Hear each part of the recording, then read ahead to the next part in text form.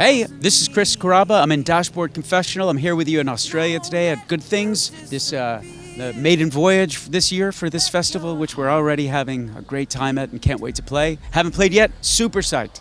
The first festival that I ever attended as a non-musician, just as a young kid. I remember hopping the tram in South Florida down to the very first Warped Tour. I think there was maybe 6 bands on the whole thing. It was in a parking lot behind a club, and it blossomed into something bigger. But I was at the first one, and it was. I wish I'd bought a T-shirt, but I don't even think they were selling any.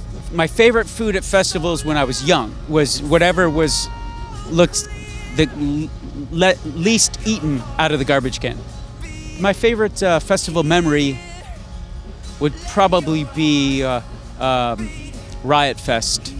We had been on hiatus a long time. I'm not sure we had any big dreams of coming back as a band. They lured us into playing that festival. The festival was incredible. Our set reignited our joy for playing music in this band, and from that day on, again, we were reunited.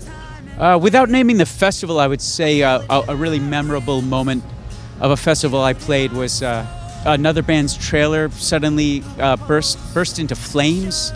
It's good memory because no one was hurt, but it was a strangely terrifying yet entertaining, because it was the bands that were putting out the fire, and the general skill set of the bands putting out this fire was relatively low, I would say, using like single water bottles on this trailer that was on fire.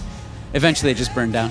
My favorite bands to hang out with at festivals it's one or the other. It's like my friends that I see all the time that I'm always on tour with, but we're in a totally new place, like here in Australia, kind of experiencing it together, and then seeing people we see maybe once every 2 years and catching up. Those are the two poles, and it's a lovely thing.